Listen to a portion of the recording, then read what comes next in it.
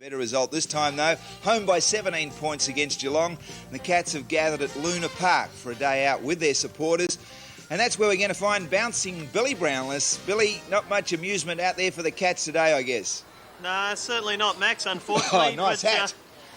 Geez, we are having a ball out here at Luna Park. Have you ever seen the club play more indirect football? Yeah, they certainly were indirect early, I thought. They seemed to stuff around with it a bit, and I was yelling out, just kick the bloody thing. But we might ask Mick Mansfield about the game plan yesterday. Oh, well, I think we went into the game with our usual game plan, and we started off very well and kicked the first 2 goals, and things were going quite well. We're using the ball well. And then I think St Kilda got a couple of quick goals, and it sort of fell apart from there. And then they seemed to build a bit of strength on that, and we really didn't get back into the game till maybe half-time, and then the second half we just couldn't claw back. Nick, just in the opening 4 minutes of the game, you were the one who tackled Rob Harvey, and looks like he could be in a bit of doubt for the upcoming weeks.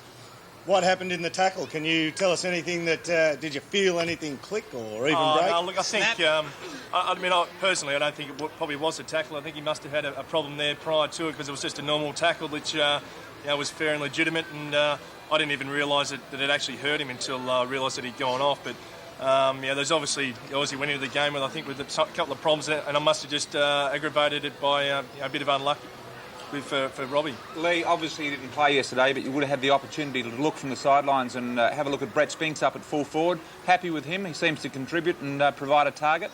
Yeah, certainly, BT. Didn't have a great deal of opportunities, I thought, and still kicked 4 goals, so it was a pretty good effort by Brett. Now, Michael, just because you're there, you are the spokesman, but just in case we're unclear or people watching are unclear, what is the usual game plan for Geelong you mentioned?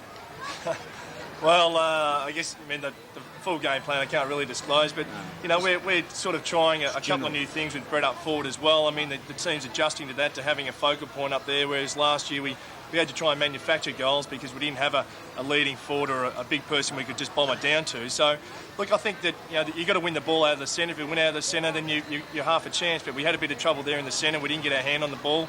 And the guys are still getting used to playing with Brett, and he made the most of his opportunities. I think we've just got to give him more of a chance and put the ball out in front of him. Ronnie Burns had a very, very bad day, 2 possessions to 3-quarter time, but it looked like he could have been the man to win it for them if they had a chance in the last quarter. Sanderson here sneaking through one of the first 2 goals of the day, as I said, very good. Thompson was exceptional in the centre of the ground for St Kilda. He came in when Harvey went off and picked up 21 possessions and did exceptionally well. Austin Jones there, a very good player, serviceable all day throughout. Winmar, Nicky Winmar also, must make a mention of him. He was fantastic for the day. Here he is, and has found pace again. Hitting Heatley on the chest, who played a mobile full forward role. Didn't start from the goal square all day. But it was an interesting game. We see Spinks here, big fellow, and he's just got to be the one-out contest. They went through a period of the game where he was the only big guy in the forward line. Cripps playing the ball there forward. He was very good off the back line.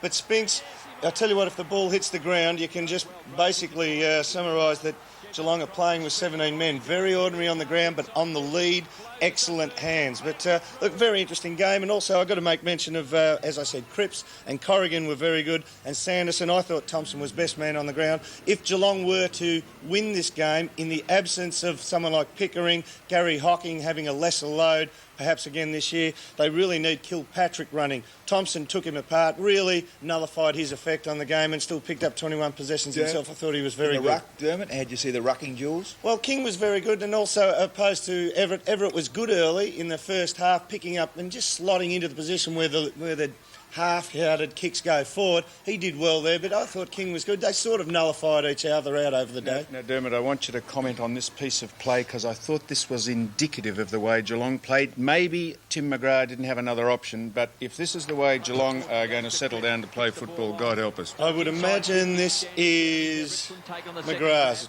yes. And Geelong are going to the right of screen at the moment. And Timmy McGrath decides. Well, that's the umpiring rules.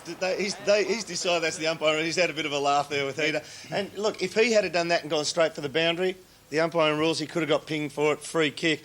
But I thought it was a good option. You consider Timmy Grant not great on the ground, and Austin Jones and Mitchell, who are both very good on the ground. Had he tried to keep that in and play it to his own merits, they would have sweated on him, won the ball and kicked a goal. Are St Kilda any better? Have they learnt from last year? Are they any better? Look, it's You can't tell yet. No, without Harvey on the ground, you cannot tell. Well, Dermott, listen to these guys up Yeah, here. it was a good effort. It was a good effort. Listen to these guys. A better option. I mean, what was the better option, Sam? He was turned and faced towards goal under extreme Well, he was pressure. in the centre. What do you want him to do? Just Gentlemen, just a minute. Well, Let's go out to the boys at Luna Park. Let's go. Let them defend. What I mean, we've had a fair bit to say out here. Billy or Michael, what have you got to say? Leigh? Colby, what do you got to say? About Tim? No, well, Tim was just indicative of the fact that Geelong was so indirect that was the final analysis of what was going on. What do you think of that sort of play?